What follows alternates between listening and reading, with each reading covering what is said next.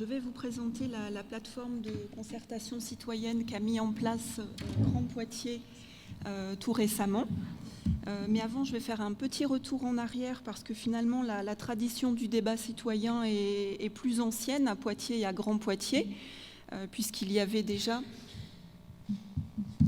des instances qui permettaient donc de mener ces débats citoyens, notamment à travers, pour la ville de Poitiers, les conseils citoyens, les conseils et comités de quartier, le conseil communal des jeunes ou le bureau des jeunes, et ensuite les budgets participatifs. Au niveau de Grand Poitiers, donc il y a toujours le conseil de développement qui permettait donc de mener cette participation. Aujourd'hui, ce que l'on remarque, c'est que la démocratie participative est en plein essor. L'objectif de la concertation citoyenne pour une collectivité comme Poitiers, c'est vraiment de construire des politiques publiques, d'améliorer aussi ou d'adapter des dispositifs et puis donc de rendre les citoyens vraiment acteurs des politiques et des projets qui vont les concerner. Donc nous avons travaillé en amont sur la mise en place de cette plateforme et nous avons identifié quelques facteurs clés de succès qui sont vraiment déterminants pour la réussite de ces démarches. Le premier facteur, c'est d'avoir un bon décideur, c'est-à-dire quelqu'un qui est en capacité de mobiliser les citoyens et puis qui est aussi animé de pédagogie et qui inscrit la démarche dans une sincérité vis-à-vis des citoyens. Le deuxième facteur clé de succès, c'est d'avoir un bon sujet. Ce que j'appelle un bon sujet, c'est que ce sujet doit toucher les citoyens de près. Donc à la fois le décideur et les participants doivent vraiment être au cœur du sujet et très concernés par le sujet. Et puis il faut aussi que ce sujet ait un impact tangible pour les participants. Et donc le bon sujet, c'est celui aussi qui nous fera aller vers la recherche de solutions. En troisième lieu, donc au niveau des facteurs clés de succès, un bon processus. Quand j'entends bon processus, c'est vraiment une participation qui est suivie d'engagement et de décision. Les engagements pour une collectivité comme Poitiers, c'est vraiment de restituer sous forme de synthèse les participations qu'il y a eu et également de faire des réponses. Donc ça, c'est très important. Et ensuite, mais on en a déjà parlé tout à l'heure, donc la complémentarité entre le numérique et le présentiel, qui est un facteur clé de réussite.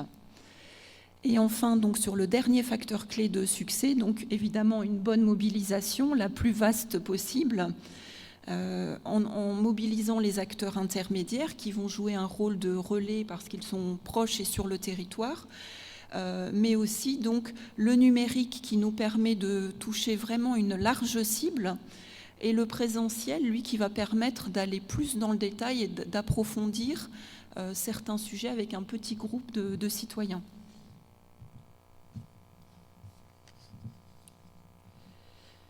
Donc, en effet, comme je le disais tout à l'heure, il y a vraiment une demande de parole citoyenne qui soit davantage prise en considération. Et puis donc l'émergence du numérique qui a développé donc ces plateformes et qui permet en effet à la fois de stimuler et de démultiplier l'impact de la concertation.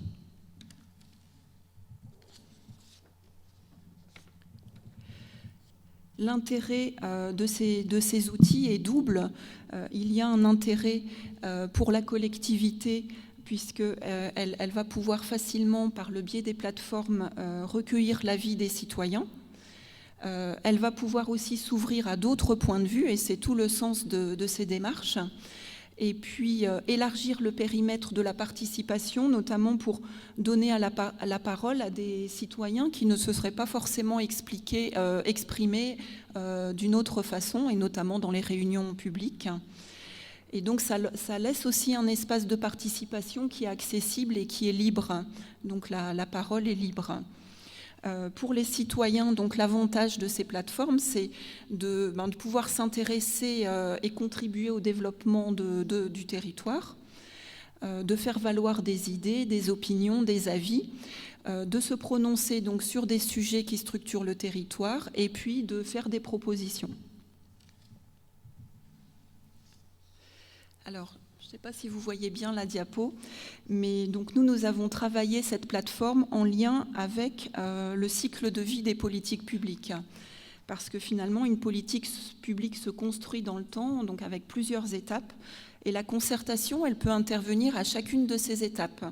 La première étape, c'est le stade de l'identification du problème ou du sujet, c'est-à-dire qu'il y a une situation qui n'est pas satisfaisante, et donc quelle est cette situation?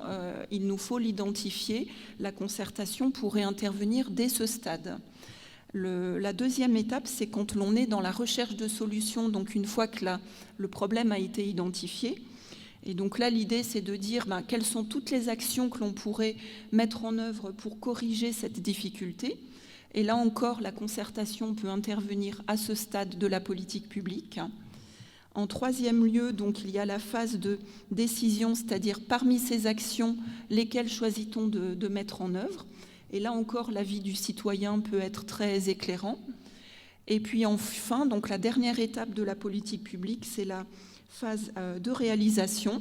Donc, comment mettre en œuvre les décisions qui sont prises, et ensuite, comment évaluer et voir si les objectifs ont bien été atteints ou pas. Donc, à chacune de ces 5 étapes, le citoyen peut s'exprimer et exprimer son point de vue.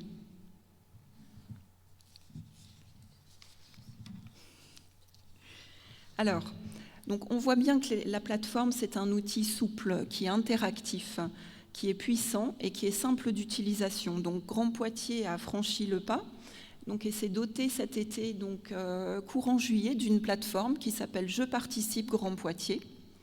L'objectif, c'était vraiment de remplir tous les objectifs et la stratégie que je vous ai annoncés, mais c'est aussi une plateforme qui est animée par la collectivité directement, avec des engagements qui sont pris au début de chaque participation et une articulation entre présentiel et concertation numérique.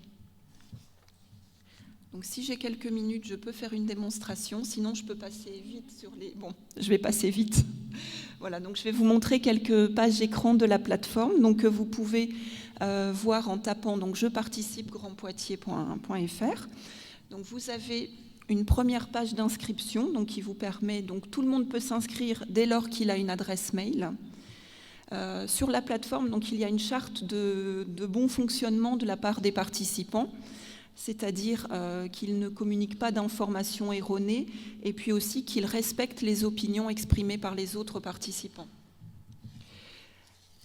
Une grande consultation a été lancée cet été par Poitiers. Vous avez peut-être vu les affiches dans Poitiers, et elle concerne le plan climat air énergie. Pour résumer en quelques secondes, il y a le schéma directeur des énergies qui a été élaboré et qui visait à diminuer la consommation d'énergie de 25% et à passer les énergies renouvelables à 38%. En déclinaison de ce schéma directeur, a été élaboré ce plan climat air énergie qui décline sous forme de plan d'action cette stratégie. Il y a 8 thématiques qui ont été identifiées, 116 actions programmées. Et ces 116 actions sont aujourd'hui au vote des citoyens qui peuvent, action par action, donner leur avis. On voit ici, sur un exemple, ils peuvent dire s'ils sont d'accord ou pas avec l'action, complètement, un peu ou pas du tout. Et ensuite, ils peuvent aussi donner des arguments pour ou contre.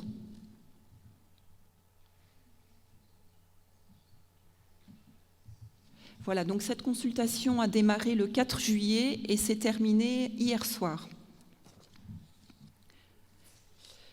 La synthèse de toutes les contributions va être faite maintenant. Et cette synthèse sera mise en ligne sur la plateforme. C'est l'un des engagements. La synthèse sera sur le site et également la publication de la décision du Conseil communautaire de Grand Poitiers, puisqu'il va y avoir un vote de ce plan au niveau du Conseil communautaire. Terminé la dernière diapo. Vous avez également sur la plateforme, dans la rubrique Actualité et événements, tous les événements concertations citoyennes qui vont avoir lieu au cours des prochains mois. Pour l'instant, la consultation sur le plan climat était la consultation phare, mais il y en aura d'autres qui seront mises en ligne au fil de l'eau. Et je vous invite vraiment Voilà, donc à aller sur la plateforme pour vous inscrire et pouvoir participer aux prochaines concertations citoyennes. Merci.